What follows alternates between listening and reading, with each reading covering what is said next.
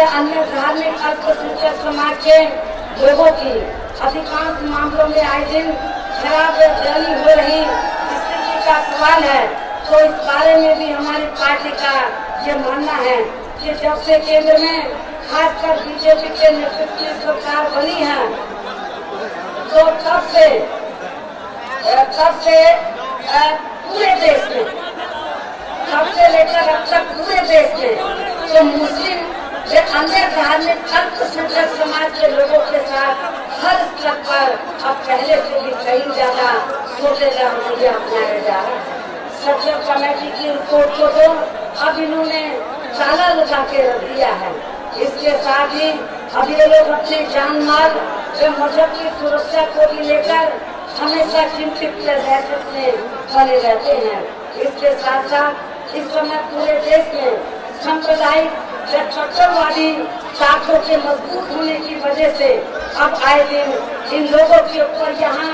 गो रक्षा, love जिहाद, देशभक्ति, हिंदू संस्कृति व हिंदू राष्ट्र बनाने एवं धर्म परिवर्तन आदि की आड़ में भी काफी ज्यादा शोषण का उत्पीड़न किया जा रहा है। और आप लोगों को मैं ये बताना चाहती हूँ कि खासकर गो रक्षा के नाम पर तो आप लोगों को मालूम है कि पहले पूरे देश में केंद्र में जब से बीजेपी के नेतृत्व की सरकार बनी है, तो पूरे देश के पहले गो रक्षा के नाम पर मुसलमानों के ऊपर बड़े पैमाने पर जुल्म जाती थी। इसकी आड़ में जो पूरे देश के मुस्लिम समाज के लोग हैं, उनको जुल्म जाति का शिकार बनाया गया। और उसके बाद तो फिर दलित वर्ग के लोगों को भी इन्होंने नहीं छोड़ा। उन्ना कांड आप लोगों के सामने, दादरी कांड, ये दादरी कांड और गुजरात का उन्ना कांड, उत्तर प्रदेश का दादरी कांड और गुजरात का उन्ना कांड तो आप लोगों के सामने जीता जाता एग्जाम्पल है। और इतना ही नहीं, बड़े दुख के साथ कहना पड़ता है कि आपके सहारनपुर से ही हरियाणा प्रदेश लगा है। और पिछले कुछ समय से मैं देख रही हूँ कि हरियाणा प्रदेश के अंदर तो मेवात के अंदर, मेवात में मुस्लिम समाज के लोगों की काफी बड़ी तादाद है। और वहाँ पर मुस्लिम समाज के लोगों के साथ बिरयानी की आड़ में तो बड़े पैमाने पर उनको जुल्म जाति का शिकार बनाया जा रहा है। ये भी किसी से छिपा नहीं है। इसके साथ ही आतंकवाद के नाम पर भी, इसके साथ ही आतंकवाद के नाम पर भी अब यहाँ खासकर मुस्लिम समाज के आम लोगों को भी जो शक की नजरों से देखा जा रहा है, तो ये सब देश इतने नहीं हो रहा है। और इसकी हमारी पार्टी कड़े शब्दों में निंदा भी करती है। लेकिन इन सबसे ज्ञान की सरकार का सबका साथ, सबका विकास का भी असली रूप देखने के लिए जरूर मिलता है। इस प्रकार केंद्र में बीजेपी जो प्रधानमंत्री श्री नरेंद्र मोदी के नेतृत्व में बनी सरकार ने अपने अब तक के 2 वर्षों से अधिक के हुए कार्यकाल में अपनी इन सब कमियों जो विफलताओं की वजह से देश की जनता को काफी ज्यादा निराश किया है। इसके साथ ही बीजेपी के बारे में खासकर उत्तर प्रदेश की कानून व्यवस्था को भी लेकर मेरा ये कहना है, जब केंद्र की वर्तमान भाजपा सरकार अपने अधीन में चल रही देश की राजधानी दिल्ली की भी कानून व्यवस्था को ठीक ढंग से नहीं संभाल सकती है, तो कब फिर ऐसी स्थिति में दिल्ली से भी कई गुना ज्यादा आबादी रखने वाले अपने उत्तर प्रदेश की अब वर्तमान में ऑक्सीजन पर चल रही खराब कानून व्यवस्था को भला इस पार्टी की सरकार या कैसे संभाल सकती है। इसके अलावा जहाँ तक उत्तर प्रदेश में वर्तमान सबका सरकार की चल रही गलत नीतियों व गलत कार्यशैली का सवाल है, तो इस बारे में भी हमारी पार्टी का ये कहना है कि वैसे तो सपा की सरकार प्रदेश में खासकर अपराध, अराजकता व सांप्रदायिकता के लिए ही आम जानी जाती है, परंतु इस बार सपा की पूर्ण बहुमत की सरकार बनने की वजह से अब यहाँ पूरे प्रदेश में गुंडों, बदमाशों, माफियाओं, भ्रष्टाचारियों, अराजक, अपराधी, सांप्रदायिक तत्वों के मनोबल काफी ज्यादा आसमान तक पहुँचे हुए हैं, जिसके कारण प्रदेश में चोरी, डकैती, हत्या, लूटमार, फिरौती, अपहरण, महिला उत्पीड़न, गुंडा टैक्स एवं सरकारी व गैर सरकारी जमीनों पर अवैध कब्जे तथा सांप्रदायिक दंगे व तनाव आदि की वारदातें यह काफी ज्यादा चरम सीमा पर पहुंच सकती है। और इस मामले में खासकर मुजफ्फरनगर कांड, दादरी कांड, मथुरा व बुलंदशहर कांड को तो कदापि नहीं बुलाया जा सकता है। और इतना ही नहीं, बल्कि अभी सरकार ने सपा व बीजेपी के ताकतवर नेताओं की भैंसे व कुत्ते आदि तो जरूर खोज लिए जाते हैं, जिसके प्रदेश के मुख्यमंत्री तारीफ करते हुए नहीं थकते हैं। लेकिन वही दूसरी तरफ जुर्म जाति के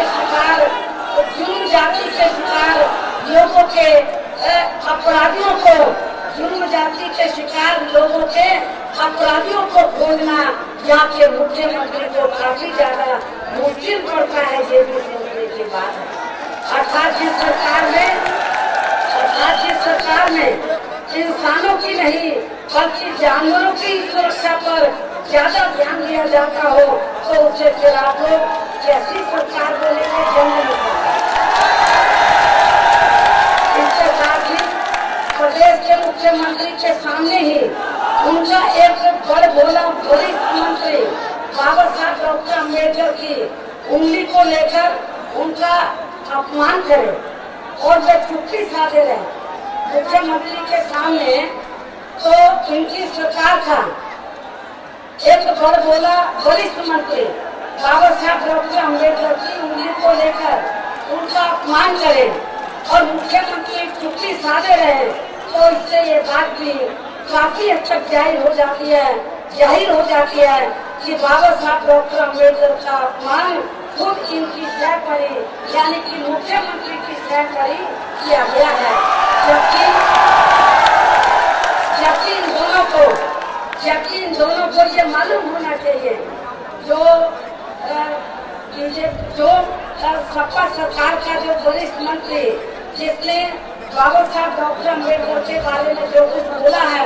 उनको ये मालूम होना चाहिए आज उत्तर प्रदेश ही नहीं बल्कि पूरे देश के अंदर जो मुस्लिम समाज के लोग थोड़े घने सुरक्षित है, तो ये देन केवल फर्क मुझे बाबा साहब डॉक्टर अम्बेडकर की मैं मुस्लिम भाइयों को ये बताना चाहती हूँ कि बाबा साहब डॉक्टर अम्बेडकर ने जब देश का संविधान बनाया तो सभी धर्मों को ध्यान में रखकर बनाया, धर्मनिरपेक्षता के आधार पर देश का संविधान बनाया, जिसकी वजह से आज मुस्लिम समाज के लोग आज थोड़े घने जो सुरक्षित हैं, तो ये बाबा साहब डॉक्टर अम्बेडकर की वजह से। इस बात को ध्यान में रखकर तो सत्ता सरकार के मंत्री को ये बात कहनी चाहिए थी। इसी प्रकार सपा मुखिया जो वर्तमान मुख्यमंत्री ने एवं उनके पूरे खानदान ने भी आज जो कुछ भी राजनीति या आर्थिक क्षेत्र में अपनी पहचान बनाई है, तो ये सब भी वास्तव में यहाँ बाबा साहब डॉक्टर अम्बेडकर की ही देन है। वरना ये लोग अपने काबा व सफाई में ही रहकर वहाँ के बड़े बड़े जमींदारों या सामंतवादी लोगों के ही खेत खलिहानों में उनकी गायें और भैंसे आदि चलाते हुए ही हमें नजर आते। ऐसी स्थिति में अब यहाँ बाबा साहब डॉक्टर अम्बेडकर का सम्मान होना, जब उत्तर प्रदेश की लगभग 22 करोड़ जनता का न्याय व अमन चैन के साथ जीवन व्यतीत करना बहुत ही ज्यादा मुश्किल हो गया है। तो अब इस समय पूरे प्रदेश में कहीं भी कोई भी सुरक्षित नहीं है और खासकर प्रदेश में हमारी महिलाएं तो बिल्कुल भी सुरक्षित नहीं है। उत्तर प्रदेश में 75 जिले हैं, कोई भी ऐसा नहीं जाता तो जिस दिन तो उत्तर प्रदेश के सभी जिलों में महिलाओं की अस्पतालें ना लूटी जाती हो। अर्थात अब वर्तमान सपा सरकार में महिलाओं का तो यहाँ बहुत बुरा हाल है। ऐसे हालातों में अब यहाँ प्रदेश में हर स्तर पर कानून द्वारा कानून का राज नहीं बल्कि अराजक जो आपराधिक तंत्रों का ही जंगल राज चल रहा है, जिसका यहाँ विकास के कार्यों पर भी काफी ज्यादा बुरा प्रभाव पड़ा है। ऐसी स्थिति में वर्तमान सपा सरकार में विकास के अभी तक जो भी कुछ कार्य हुए हैं, तो उनमें से अधिकतर यहाँ बड़े बड़े और महत्वपूर्ण कार्यों की बीएसपी सरकार ने ही शुरुआत कर दी गई थी। लेकिन यहाँ खास ध्यान देने की बात यह है कि ऐसे खराब हालातों में भी केंद्र में रही पूर्व की कांग्रेस की सरकार की तरह अब वर्तमान भाजपा सरकार का भी खामोश बने रहना, तो ये सब इनकी अपनी विफलताओं या अंदरूनी मिली भगत को ही काफी कुछ दर्शाता है, जिसे गंभीरता से लेते हुए अब उत्तर प्रदेश की जनता को यहाँ आगामी होने वाले विधानसभा चुनाव में प्रदेश के जनहित में यहाँ सपा के साथ साथ कांग्रेस व बीजेपी को भी सत्ता में आने से जरूर रोकना होगा। और इसके साथ ही अब यहाँ उत्तर प्रदेश में जनहित व जन कल्याण की अर्थात बीएसपी की सब जनहिताय व सब जन सुखाय की ही सरकार बनानी होगी। और वैसे भी आप लोग ये जानते हैं कि बीएसपी का सब जनहिताय व सब जन सुखाय का ये नारा मात्र नहीं है, बल्कि ये हमारी पार्टी की मूल नीति व सिद्धांत भी है, जिसके आधार पर चलकर हमने अपनी पार्टी का संगठन ही नहीं बल्कि यहाँ उत्तर प्रदेश में अपनी कई बार सरकार भी चलाकर दिखाई है। इसके साथ ही इसी नीति के सिद्धांत के आधार पर चलकर ही हमारी पार्टी ने अपने सभी चारों शासनकाल में यहाँ किसानों, मजदूरों, कर्मचारियों, व्यापारियों व अन्य क्षेत्रों में लगे लोगों के साथ साथ यहाँ खासकर गरीबों, दलितों, पिछड़ों, मुस्लिम व अन्य धार्मिक अल्पसंख्यक समाज के हितों का हर स्तर पर विशेष ध्यान रखा है। अर्थात बीएसपी में बहुजन समाज का नहीं बल्कि सर्व समाज का हित निहित है, लेकिन ये सब विरोधी पार्टियों के लोगों को अच्छा नहीं लग रहा है। इसलिए अब ये लोग बीएसपी को सत्ता में आने से रोकने के लिए किस्म किस्म के जिन्होंने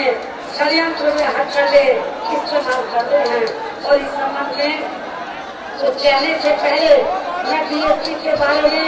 ये भी कहना चाहती हूँ कि बीएसपी एक राजनीतिक पार्टी के साथ साथ एक मिशनरी मूवमेंट भी है, जिनके कार्यकर्ताओं या उनके समाज को बीएसपी की मिशनरी मूवमेंट से जोड़कर उन्हें इस प्रकार से न बिकने वाला समाज के रूप में तैयार किया जाता है। यदि किसी भी समाज का पार्टी से जुड़ा बड़ा नेता भी अपने व्यक्तिगत व पारिवारिक स्वार्थ में किसी भी विरोधी पार्टी के हाथों में चला जाता है, तो फिर वह व्यक्ति अधिकांश अकेला ही जाता है, किंतु उसके साथ में उसका खुद का अपना समाज नहीं जाता है। और फिर उसका समाज उसके स्थान पर अपना नया नेता तैयार करके पार्टी में आगे हो जाता है। और इस बात के माननीय श्री काशीराम जी के जीते जी या उनके ध्यान के बाद भी ऐसे अनेकों उदाहरण हमारे सामने हैं। और इसका उत्तर प्रदेश से पूरा ताजा उदाहरण ये है कि अभी हाल ही में टिकट को लेकर जहाँ कुछ लोग अपने परिवार के मोह में जो व्यक्तिगत स्वार्थ में जो बीएसपी को छोड़कर गए हैं या निकाल दिए गए हैं, तो अब वे लोग विरोधी पार्टियों से अपने टिकट लेने के स्वार्थ में उन्हें खुद करने के लिए आए दिन जहाँ बीएसपी के ऊपर खासकर टिकट बेचने का गलत व झूठा आरोप लगाते रहते हैं। जबकि इस किस्म के लोग अकेले हमारी पार्टी में ही नहीं बल्कि दूसरी पार्टियों में भी जरूर देखने के लिए मिलेंगे। किंतु मीडिया में इसके प्रचार व प्रसार के मामले में फर्क केवल इतना ही है कि मीडिया के लोग दूसरी पार्टियों पर लगे ऐसे आरोपों को 1 या 2 दिन ही खबरों में चलाकर उसे दरकिनार कर देते हैं, तो वहीं दूसरी तरफ मीडिया में कुछ दलित विरोधी मानसिकता रखने वाले लोग खासकर बीएसपी के मामले में अपना दोहरा मापदंड अपनाते हुए इस किस्म की खबरों को अधिकांशतः चुनाव होने पर भी दिखाते रहते हैं। और इतना ही नहीं बल्कि टिकट न मिलने की स्थिति में जब विरोधी पार्टियों के लोग अपने नेताओं पर टिकट बेचने के आरोप लगाते हैं तो तब फिर ये लोग अपने ऊपर लगे इन आरोपों को पूर्ण रूप से गलत से झूठा बताते हैं। तो वही दूसरी तरफ यही विरोधी लोग बीएसपी के ऊपर लगे इस किस्म के गलत झूठे आरोपों को सही बताते हैं। तो इससे भी विरोधी पार्टियों की बीएसपी के प्रति ये दोहरी मानसिकता साफ नजर आती है। इसके साथ साथ सावधानी के तौर पर यहाँ मैं ये भी कहना चाहती हूँ कि पिछले कुछ समय से एक तरफ तो विरोधी पार्टियों के लोग खासकर बीएसपी के बारे में इस बात का काफी गलत प्रचार कर रहे हैं कि उत्तर प्रदेश में बीएसपी की हालत ठीक नहीं है, बीएसपी में भगदड़ मची है, लोग आए दिन एक एक करके पार्टी को छोड़कर जा रहे हैं। इस किस्म का प्रचार विरोधी पार्टी के लोग कर रहे हैं। तो वहीं दूसरी तरफ यही विरोधी लोग बीएसपी के संबंध में ये भी कह रहे हैं कि बीएसपी के टिकट बेचे जा रहे हैं और एक एक सीट पर टिकट के लिए कई करोड़ रुपए भी लिए जा रहे हैं, जबकि इसमें कतई भी सच्चाई नहीं है। किंतु फिर भी इस बारे में मैं विरोधी पार्टियों के लोगों से ये बात जरूर पूछना चाहती हूँ कि जब विरोधी पार्टियों के हिसाब से उत्तर प्रदेश में बीएसपी की हालत ठीक नहीं है, बीएसपी में भगदड़ मची हुई है, लोग आए दिन एक एक करके पार्टी को छोड़कर जा रहे हैं, तो तब फिर ऐसी खराब स्थिति में यहाँ बीएसपी का भला टिकट कौन खरीद पाएगा? पूछना चाहती हूँ, शायद इसका ये लोग कभी भी आसानी से जवाब नहीं दे पाएंगे, लेकिन फिर भी इनके इस विरोधाभास कथन से ये बात तो जरूर यहाँ स्पष्ट हो जाती है कि बीएसपी उत्तर प्रदेश में सभी विरोधी पार्टियों को काफी पीछे छोड़कर या काफी ज्यादा आगे बढ़ चुकी है। चाहे इस चुनाव में खासकर बीजेपी के लोग अपनी पार्टी के लोगों का मनोबल बढ़ाने के लिए पर्दे के पीछे से या अपने बड़े बड़े पूंजीपतियों व धरना सेठों के जरिए सर्वे कराने वाली एजेंसियों को मैनेज करके वे उनके ओपिनियन पोल आदि में भी जहाँ बीजेपी का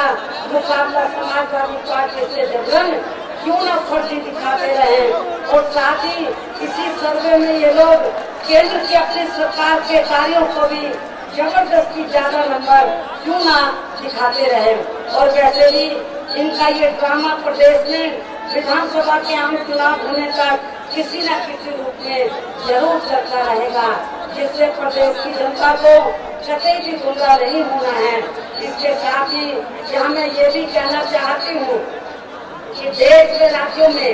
आजकल जितने भी छोटे बड़े अखबार वे चैनल आदि चल रहे हैं, तो उन पर ज्यादातर धन व पैसा यहाँ के बड़े बड़े पूंजीपतियों व धरना सेठों को ही लगा होने के कारण अधिकांश नियंत्रण फिर उन्हीं का ही होता है। और फिर ये लोग अपने अपने आर्थिक लाभ के लिए जिन भी पार्टियों से जुड़े होते हैं, तो चुनाव में उन्हीं पार्टियों को ज्यादा से ज्यादा लाभ पहुंचाने के लिए फिर ये इन अखबारों, चैनलों व सर्वे कराने वाली एजेंसियों व कंपनियों आदि का भी उनके पक्ष में ही खूब इस्तेमाल करते हैं। लेकिन बीएसपी जैसी जो भी पार्टी जहाँ बड़े बड़े पूंजीपतियों व धरना सेठों से अपनी दूरी बना के रखती है और सरकार बनने पर उन्हें कोई भी अनुचित लाभ आदि नहीं पहुँचाती है, तो फिर ये पूंजीपति व धरना सेठ लोग दुखी होकर बीएसपी जैसी उस पार्टी को चुनाव में राजनीतिक नुकसान पहुंचाने के लिए यहाँ अखबारों, चैनलों व सर्वे आदि का काफी ज्यादा गलत इस्तेमाल करते हैं। और इस बात का खास उदाहरण सन 2007 में उत्तर प्रदेश का हुआ विधानसभा चुनाव है, जिसमें उस समय उनके अधिकांश अखबारों व चैनलों व सर्वे आदि की रिपोर्ट में बीएसपी को सन 2007 में तीसरे व चौथे नंबर की ही पार्टी बताया गया था। लेकिन जब नतीजा आया तो चुनाव में बीएसपी नंबर 1 की पूर्ण बहुमत की पार्टी बनकर तो सन 2007 में तब उस समय चुनाव में बीएसपी नंबर 1 की पूर्ण बहुमत की पार्टी बनकर उभरी थी। इसे भी ध्यान में रखकर अब प्रदेश की जनता को खासकर बीएसपी के मामले में जहाँ पर्दे के पीछे से बड़े बड़े पूंजीपतियों व धंधा क्षेत्रों के जरिए मीडिया व सर्वे आदि में आए दिन बीएसपी को नुकसान पहुंचाने वाली इनकी इस किस्म की सभी खबरों व रिपोर्ट से जरूर सावधान रहना है। इसके साथ ही यहाँ मैं ये भी कहना चाहूंगी कि उत्तर प्रदेश में आगामी होने वाले विधानसभा चुनाव को लेकर शुरू में आज से कुछ महीने पहले मीडिया ने जिन एजेंसियों व कंपनियों के सर्वे में बीएसपी को नंबर 1 की पार्टी बताया था, तो उसके पीछे भी वास्तव में यहाँ बड़े बड़े पूंजीपतियों व धंधा क्षेत्रों की बहुत बड़ी साजिश ये थी ताकि इससे फिर बीएसपी के लोग जोश में आकर थोड़े ढीले पड़ जाए और फिर उनसे जुड़ी बीजेपी व अन्य विरोधी पार्टियों को थोड़ा और मजबूत बनने का मौका मिल जाए। इन सब बातों को भी ध्यान में रखकर प्रदेश की जनता को खासकर बीएसपी के मामले में अखबारों, चैनलों व सर्वे आदि की रिपोर्ट में आए दिन दर्शाई व बताई जाने वाली इनकी षड्यंत्र से जुड़ी इस किस्म की सभी खबरों से सावधान रहना है। इसके अलावा अब ये विरोधी लोग तिलक तराजू व तलवार वाले नारे को भी फिर से जबरन बीएसपी के ऊपर ठोक कर यहाँ प्रदेश में खासकर अपर कास्ट समाज के लोगों को गुमराह करने का भी पूरा प्रयास कर सकते हैं ताकि चुनाव में फिर बीएसपी को अपर कास्ट समाज के लोगों का वोट न पड़ सके, जबकि इस नारे में कतई भी सच्चाई नहीं है। और इस बारे में यहाँ मैं ये भी कहना चाहूँगी कि यदि हमारी पार्टी की अपर कास्ट समाज के प्रति ऐसी कुछ भी गलत सोच व धारणा होती तो फिर हमारी पार्टी अपर कास्ट समाज के लोगों को भी अपनी पार्टी के संगठन में उच्च स्थानों पर भला क्यों रखती और साथ ही वर्गों के लोगों को अपनी पार्टी से एमपी, एमएलए, एमएलसी व सरकार बनने पर मंत्री व विधान परिषद का चेयरमैन आदि भी भला क्यों बनाती। इसे भी ध्यान में रखकर अपर कास्ट समाज के लोगों को गुमराह नहीं होना है। और इसी प्रकार अभी हाल ही में सपा के एक बड़बोले वरिष्ठ मंत्री ने माननीय श्री कांशीराम जी के बारे में ये कहा, अभी हाल ही में उन्होंने ये कहा माननीय कांशीराम जी के बारे में कि माननीय कांशीराम जी ये कहते थे जब वो जीवित थे कि यदि उत्तर प्रदेश में बीएसपी पावर में आती है तो फिर अयोध्या में तो बाबरी मस्जिद को के स्थान पर शौचालय बना दिया जाएगा। ये अभी सपा के बड़बोले मंत्री ने ये कहा, लेकिन मैं उनको ये बताना चाहती हूँ कि उत्तर प्रदेश के बीएसपी की एक बार नहीं 4 बार सरकार बनी है और चौथी बार पूर्ण बहुमत की सरकार बनी थी। तो अब तक हमारी पार्टी ऐसा जरूर कर देती, लेकिन हमारी पार्टी की ओर से न हमारी पार्टी ने कभी कहा, न माननीय श्री कांशीराम जी ने अपने जीते जी ये बात कभी नहीं कही कि अयोध्या में बाबरी मस्जिद के स्थान पर शौचालय बनाया जाएगा। ये माननीय कांशीराम जी ने कभी नहीं कहा। ये समाजवादी पार्टी के लोगों ने इस बात का गलत प्रचार किया ताकि मुस्लिम समाज के लोग बीएसपी से न जुड़ जाए। मुझे ये भी बताया गया कि सपा के किसी बड़बोले मंत्री ने ये भी कहा, खासतौर से मुस्लिम समाज के लोगों को गुमराह करने के लिए कि फैजाबाद में एक अकबर शहर है, अकबर के नाम से एक शहर है, बीएसपी की सरकार ने उसको बदल दिया है। मैं उस बड़बोले मंत्री को ये बताना चाहती हूँ कि आप कभी भी उधर डॉक्टर अम्बेडकर नगर जिले में जाकर देखे तो अकबरपुर शहर का नाम नहीं बदला गया। और इतना ही नहीं बल्कि उत्तर प्रदेश में विधानसभा के आम चुनाव होने तक बीजेपी के पूर्व प्रदेश पदाधिकारी दयाशंकर सिंह की तरह ही यहाँ विरोधियों द्वारा कभी भी मेरे खिलाफ और भी आपत्तिजनक व शर्मनाक बातें कही जा सकती हैं, जिन पर बीएसपी के लोगों को कतई भी भड़कना नहीं है, अर्थात अपना संयम बना के रखना है और जिनका जवाब फिर बीएसपी की सरकार बनने पर इस किस्म के लोगों को सख्त कानून के तहत जरूर किया जाएगा। और वैसे भी अपने लोगों को ऐसे विरोधी लोगों के द्वारा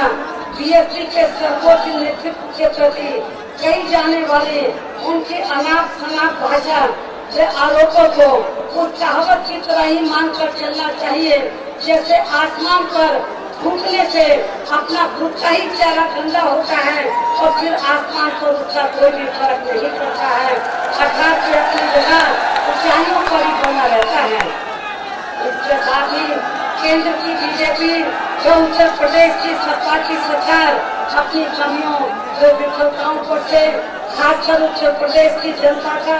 ध्यान बांटने के लिए यहाँ प्रदेश में विधानसभा के आम चुनाव होने से पहले या चुनाव के दौरान भी अब ये दोनों पार्टियां अपने अंदरूनी मिली भगत से या षड्यंत्र के तहत किसी भी मुद्दे पर अपने अपने राजनीतिक लाभ के लिए हिंदू मुस्लिम सांप्रदायिक दंगे भी करवा सकती है। हालांकि इस बारे में ये बात भी सर्वविदित है कि जब भी देश में कहीं भी हिंदू मुस्लिम दंगे होते हैं तो तब उसमें अधिकांश वहाँ हिंदू व मुस्लिम समाज के गरीब व आम लोगों का ही जानी माली नुकसान होता है और फिर षड्यंत्र के तहत वहाँ दंगा कराने वाले नेता दूर खड़े होकर उनकी तबाही जो बर्बादी का तमाशा देखते हैं, हिंदुओं का भी और मुसलमानों का भी। तथा इसकी हार में फिर जिन्होंने राजनीति करते हैं इसे भी ध्यान में रखकर यहाँ प्रदेश के हिंदू व मुस्लिम समाज के लोगों को जरूर सावधान रहना है। जबकि यहाँ अपने उत्तर प्रदेश में भी इन दंगों की आड़ में राजनीति करने के मामले में सपा व भाजपा के साथ साथ यहाँ कांग्रेस पार्टी भी पीछे नहीं रही है, जिनके अर्थात कांग्रेस पार्टी के ही शासनकाल में यहाँ खासकर पश्चिमी उत्तर प्रदेश में सन 1980 में हुआ मुरादाबाद का भीषण दंगा था, तो सन 1987 में हुआ मेरठ का हासिमपुरा मलियाना दंगा कांड के साथ साथ सन 1988 में मुजफ्फरनगर एवं सन 1989 में हुए बदायूं के सांप्रदायिक दंगों को तो खास तौर से यहाँ मुस्लिम समाज के लोग कतई भी भुला सकते नहीं हैं, जिसमें इनका काफी ज्यादा जानी माली नुकसान हुआ है। और अब सपा जो बीजेपी की मिली भगत से वर्तमान सपा सरकार में भी हुए मुजफ्फरनगर का दादरी कांड आदि को भी यहाँ मुस्लिम समाज के लोग कदापि भुला नहीं सकते हैं, जिसमें पीड़ित परिवार के लोगों को अभी तक न्याय नहीं मिला है और अब तो दादरी कांड के पीड़ित परिवार को ही फंसाने का पूरा प्रयास चल रहा है और अपनी कमियों पर पर्दा डालने के लिए अब सपा सरकार यहाँ आज के सहारनपुर में अब अपनी कमजोरियों पर पर्दा डालने के लिए अब सपा सरकार यहाँ के सहारनपुर में उर्दू दरवाजा बनवाने के साथ साथ प्रदेश के अन्य और जिलों में भी ऐसे हजारों उर्दू दरवाजे क्यों भी न बनवा दे, तो मैं समझती हूँ कि तो भी मुस्लिम समाज के लोग इनके जैसाबे में आने वाले नहीं है। लेकिन इसके साथ ही देश में हिंदू मुस्लिम दंगे होने के बारे में यहाँ मैं ये भी कहना चाहती हूँ कि ये दंगे होते नहीं हैं, बल्कि राजनीतिक स्वार्थ में ये दंगे कराए जाते हैं। और इस मामले में अपने उत्तर प्रदेश में कांग्रेस सपा व बीजेपी भी पीछे नहीं रही है और इस संबंध में यहाँ मैं खासकर उत्तर प्रदेश से जुड़े अयोध्या प्रखंड के बारे में ये बात जरूर कहना चाहती हूँ। अयोध्या प्रखंड को लेकर तो उत्तर प्रदेश में तो कई बार उत्तर प्रदेश में सांप्रदायिक दंगे हुए हैं, लेकिन तो अयोध्या में फैजाबाद जिले में अयोध्या में जो सांप्रदायिक दंगे हुए हैं या इसकी हाल में पूरे उत्तर प्रदेश में जो सांप्रदायिक दंगे हुए हैं तो उसकी असली जड़ कांग्रेस पार्टी। आप लोगों को मैं बताना चाहती हूँ, केंद्र में जब कांग्रेस पार्टी के नेतृत्व में सरकार चल रही थी तो कांग्रेस पार्टी ने अयोध्या में वहाँ पर बाबरी मस्जिद का वहाँ पर ताला खुलवाया, जिसके बाद ये प्रॉब्लम पैदा हुई। और इतना ही नहीं, आप लोगों को ये भी मालूम है कि जब उत्तर प्रदेश में तो सपा की सरकार बनी, तो समाजवादी पार्टी की सरकार ने तो अयोध्या प्रकरण की आड़ में तो पूरे उत्तर प्रदेश में तो हिंदू मुस्लिम संप्रदाय दंगे कराए। सपा की सरकार ने जब श्री मुलायम सिंह यादव उत्तर प्रदेश के मुख्यमंत्री थे,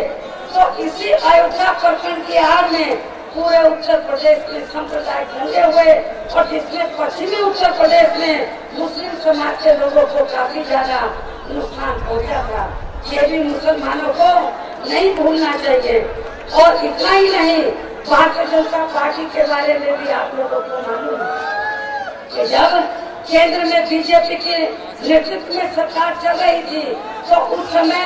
फिर से अयोध्या प्रकरण को लेकर तो पूरे उत्तर प्रदेश में संप्रदाय दंगे हुए, जबकि उस समय केंद्र में कांग्रेस पार्टी के नेतृत्व में सरकार चल रही थी। यदि सरकार चाहती तो दंगे होने से पहले तो उत्तर प्रदेश में राष्ट्रपति शासन लगा सकती थी, लेकिन कांग्रेस ने ऐसा नहीं किया। जब पूरे उत्तर प्रदेश में हिंदू और मुस्लिम समाज के लोग बड़े पैमाने पर तबाह बर्बाद हो गए, तब जाकर उत्तर प्रदेश में राष्ट्रपति शासन लगाया गया। इसी अयोध्या प्रकरण के मामले में और इसी अयोध्या प्रकरण के बारे में मैं आप लोगों को ये याद दिलाना चाहती हूँ। जब उत्तर प्रदेश में पिछली बार मेरे नेतृत्व में पूर्ण बहुमत की सरकार बनी, तो इसी अयोध्या प्रकरण को लेकर हाई कोर्ट में जजमेंट आना था। जब हाई कोर्ट में जजमेंट आना था, तो पूरे देश के अंदर तो दहशत का माहौल पैदा हो गया। जब ये जजमेंट आना था मेरी सरकार में, और पूरे देश के अंदर तो जितने जजमेंट आना था, तो पूरे देश के अंदर स्कूल, कॉलेज, बाजार, सरकारी दफ्तर सब बंद कर दिए गए थे। लेकिन उत्तर प्रदेश जहाँ से मामला जुड़ा था अयोध्या का, और जहाँ यह उत्तर प्रदेश की हाई कोर्ट बेंच को जजमेंट देना था, लेकिन उत्तर प्रदेश एक ऐसा प्रदेश था, मेरी हुकूमत ने इस अयोध्या प्रकरण को लेकर जिस दिन जजमेंट आना था,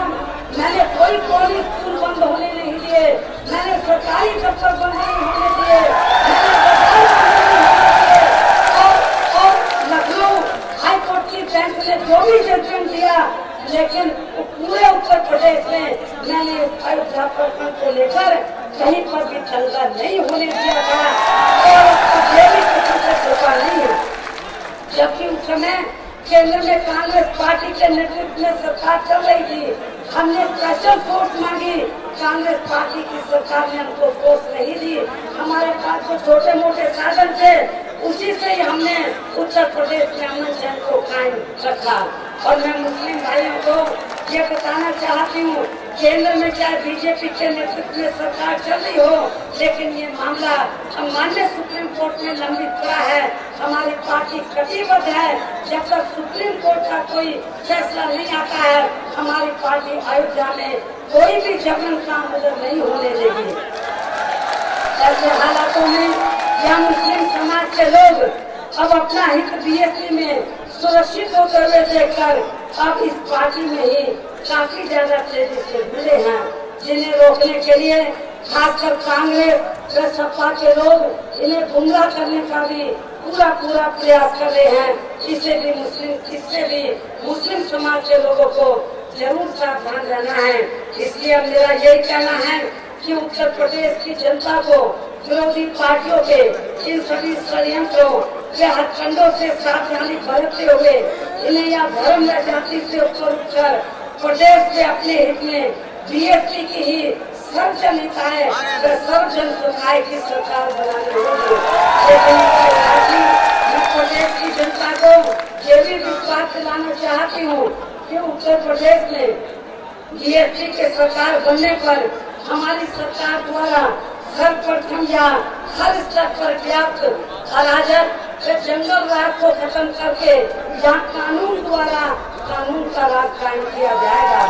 इसके साथ साथ प्रदेश में हर मामले में यहाँ अन्याय, अपराध, भय, सांप्रदायिक व भ्रष्टाचार मुक्त वातावरण पैदा किया जाएगा। और इसके लिए विशेष अभियान के जरिए प्रदेश में यहाँ खासकर गुंडों, बदमाशों, माफियाओं, सांप्रदायिक में अन्य सभी आपराधिक तत्वों को तुरंत ही जेल के सलाखों के पीछे भेजा जाएगा। सही जगह होती है। और इतना ही नहीं बल्कि सबका सरकार ने जुर्म जाति के शिकार जिन दुखी व पीड़ित लोगों की थानों में अभी तक भी FIR दर्ज नहीं की गई है तो उनकी भी फिर FIR दर्ज करा के उन्हें समय से जरूर न्याय दिलवाया जाएगा। और उनके मुख्य दोषी लोगों के साथ साथ उन्हें बचाने वाले पुलिस व प्रशासन के अधिकारियों को भी फिर बख्शा नहीं जाएगा। इसके साथ साथ प्रदेश में माफियाओं व दबंगों द्वारा खासकर दलितों की पट्टों की जमीन पर तथा अन्य और सरकारी व गैर सरकारी जमीनों पर भी जो अवैध कब्जे किए गए हैं तो उन्हें मुक्त कराया जाएगा। और इनके भी सभी मुख्य दोषियों के विरुद्ध इस बार सख्त कानूनी कार्रवाई की जाएगी। इसके अलावा सबका सरकार में जिन विभागों के बड़े बड़े कार्यों में तो भर्ती आदि में भी जो काफी ज्यादा धांधली होने की बातें कही जा रही हैं तो उनकी भी फिर मेरी सरकार में जरूर जांच कराई जाएगी। मैं ये भी कहना चाहती हूँ कि उत्तर प्रदेश में हमारी सरकार द्वारा यहाँ सबका सरकार की तरह गरीब छात्रों व युवाओं आदि को फ्री लैपटॉप से अब चुनाव के नजदीक आकर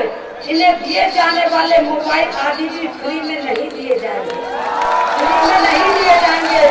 बल्कि इसके स्थान पर हमारी पार्टी की सरकार इन्हें नगद आर्थिक सहायता देगी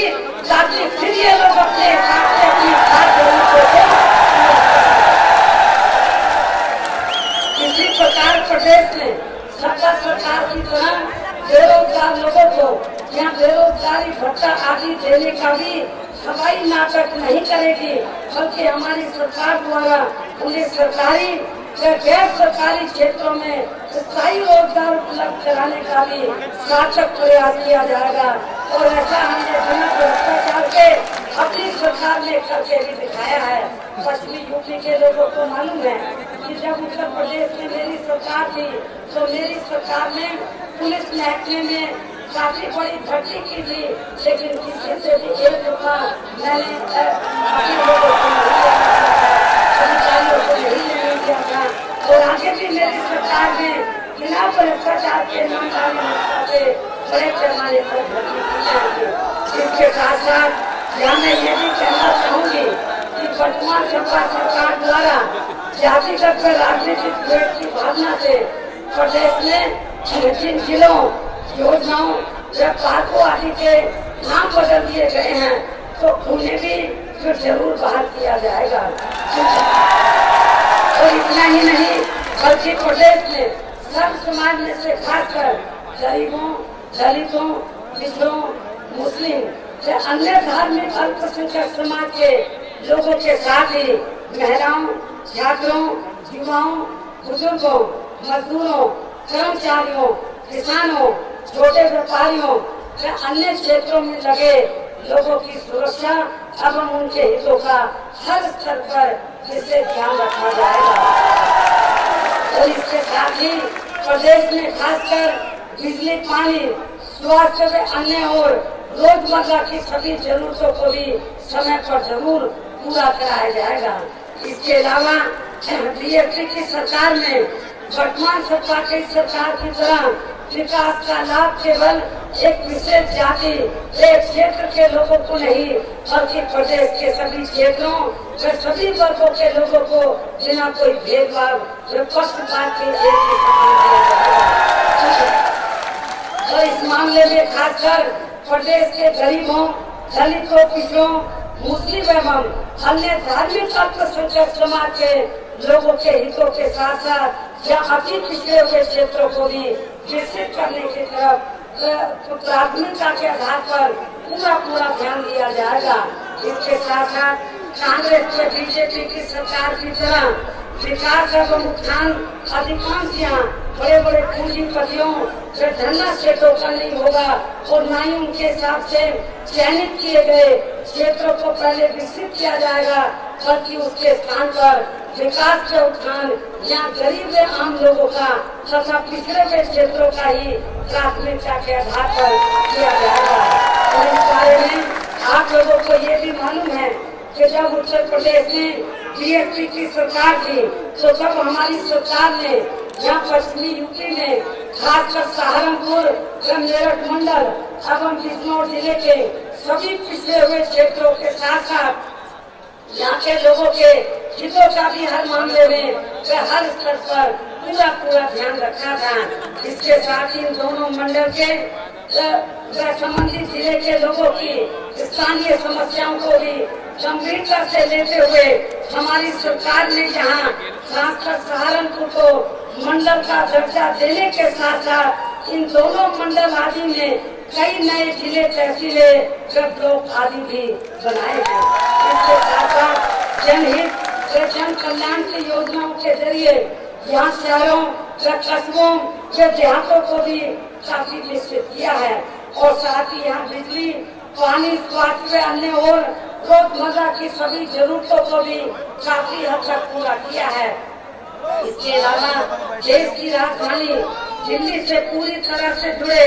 होने के कारण यहाँ प्रदेश के खासकर पश्चिमी क्षेत्र को और अधिक विकसित करने के लिए भी हमारी सरकार ने जहाँ अनेकों बड़ी ऐतिहासिक महत्व की योजनाएं आदि भी बनाई थी, जिनका कार्य सरकार के साथ मिलकर प्राइवेट सेक्टर के जरिए किया जाना था और जिसमें जेवर अंतर्राष्ट्रीय एयरपोर्ट, गंगा एक्सप्रेसवे एवं अपर गंगा कैनाल आदि प्रमुख परियोजनाएं थी। लेकिन इन सभी कार्यों की उस समय केंद्र की कांग्रेस सरकार से अनुमति न मिलने की वजह से फिर ये सभी परियोजनाएं शुरू नहीं की जा सकी थी, जबकि इन सभी परियोजनाओं के लागू होने से विशेषकर यहाँ पश्चिमी यूपी के काफी लोगों को रोजगार मिलते और अनेकों नए शहर, कस्बे आदि भी बनते और साथ ही क्षेत्र का काफी ज्यादा विकास भी होता, जिसे उस समय केंद्र में रही कांग्रेस सरकार ने नहीं होने दिया। और अब तो सपा सरकार ने भी इन सभी कार्यों को यहाँ ठप करके रख दिया है। इसके साथ ही हमारी सरकार ने पश्चिमी यूपी में शिक्षा के क्षेत्र में भी काफी काम किया है, जिसके तहत ही उच्च शिक्षा के क्षेत्र में भी एक अति महत्वपूर्ण फैसला लेते हुए दिल्ली के नजदीक जिला गौतम बुद्ध नगर में विश्व स्तर की गौतम बुद्ध यूनिवर्सिटी की भी स्थापना की, जिसमें सन 2008 से ही पढ़ाई जारी है। इसके साथ साथ इसी यूनिवर्सिटी के जरिए खासकर दलितों, पिछड़ों से अन्य सभी वर्गों के गरीब छात्रों को भी सरकारी खर्चे से बाहर विदेशों में उच्च शिक्षा के लिए भेजे जाने की भी व्यवस्था हमारी सरकार ने की थी। और अब यहाँ पश्चिमी यूपी के मामले में सपा सरकार के साथ साथ वर्तमान केंद्र की भाजपा सरकार का भी रवैया कोई खास ठीक नहीं रहा है, जिसकी वजह से केंद्र की वर्तमान भाजपा की सरकार द्वारा पश्चिमी यूपी में हाई कोर्ट की अभी तक की अलग से बेंच गठित नहीं की गई है। इसके साथ ही प्रदेश के खासकर गन्ना किसान भी अपने बकाये को लेकर केंद्र व सपा सरकार के आए दिन आ रहे भ्रमित करने वाले इनके बयान हुए आंकड़ों से भी काफी ज्यादा दुखी हैं। जबकि इस मामले में सच्चाई ये है कि किसानों के गन्ने का बकाया अभी तक भी अदा नहीं किया गया है, जिससे मेरी सरकार ने मैं किसानों को विश्वास दिलाना चाहती हूँ कि जो आपका गन्ने का बकाया रह गया है, न केंद्र ने आपका बकाया अदा कराया, न सपा की सरकार ने। मैं किसानों को ये विश्वास दिलाना चाहती हूँ, पूरे पश्चिमी नहीं पूरे उत्तर प्रदेश के किसानों को विश्वास दिलाना चाहती हूँ, खासतौर से गन्ना किसानों को, जब यूपी में मेरी सरकार बनेगी आपके गन्ना जो किसान लोग हैं आपको उसका रेट सही मिलेगा और जो बकाया पड़ा है उसको भी युद्ध स्तर पर सरकार, इन दोनों सरकारों के इस रवैये के चलते अब यहाँ पश्चिमी उत्तर प्रदेश के लोगों की भी अधिकांश मामलों में हालत कोई खास अच्छी नहीं रही है, जिसे ध्यान में रखकर ही अब मैं यहाँ की जनता को ये भी विश्वास दिलाना चाहती हूँ कि उत्तर प्रदेश में बीएसपी की सरकार बनने पर फिर से आपके इस पूरे पश्चिमी उत्तर प्रदेश का व यहाँ की आम जनता के हितों का भी हर स्तर पर पूरा ध्यान रखा जाएगा। हालांकि आप लोगों को बीएसपी की कार्यशैली के बारे में ये बात अच्छी तरह से मालूम है कि हमारी पार्टी किसी भी मामले में जो कहती है उस पर अमल भी करती है, जबकि कांग्रेस, सपा व बीजेपी व अन्य विरोधी पार्टियां जो भी कहती हैं तो उस पर अधिकांश अमल नहीं करती हैं, अर्थात हवाई बातें करती हैं और इनकी कथनी व करनी में काफी ज्यादा जमीन आसमान का अंतर होता है। इन्हीं जरूरी बातों के साथ ही मेरा यही कहना है कि उत्तर प्रदेश में होने वाले विधानसभा चुनाव में अब प्रदेश की जनता को अपने न्याय, अमन, चैन, हित व कल्याण के लिए यहाँ प्रदेश में सपा को फिर से सत्ता में आने से रोकने के लिए अपना वोट कांग्रेस व बीजेपी आदि को देकर कतई भी खराब नहीं करना है। जिनकी हालत अब यहाँ उत्तर प्रदेश में काफी ज्यादा खराब हो चुकी है, कोई खास अच्छी नहीं है, और विशेषकर कांग्रेस पार्टी की तो हालत यहाँ इतनी ज्यादा खराब हो चुकी है जब इस पार्टी के राष्ट्रीय नेताओं को अपनी पार्टी के अस्तित्व को बचाने के लिए यहाँ आए दिन अपनी रथ यात्रा, पद यात्रा व घाट यात्रा आदि के जरिए पूरे प्रदेश की सड़कें नापनी पड़ रही है। इसके साथ ही यहाँ प्रदेश में बीजेपी की भी हालत कोई खास अच्छी नहीं है, जिसके कारण अब इस पार्टी को बिहार प्रदेश की तरह ही यहाँ दूसरी पार्टियों से लोगों को तोड़कर व उन्हें टिकट आदि का लालच देकर फिर इसकी आड़ में अपना काम चलाना पड़ा बेचारे बीजेपी वालों को। और ऐसी स्थिति में अभी हाल ही में बीजेपी के राष्ट्रीय अध्यक्ष ने मीडिया को दिए गए अपने एक इंटरव्यू में ये ठीक ही कहा है कि बीजेपी का मुकाबला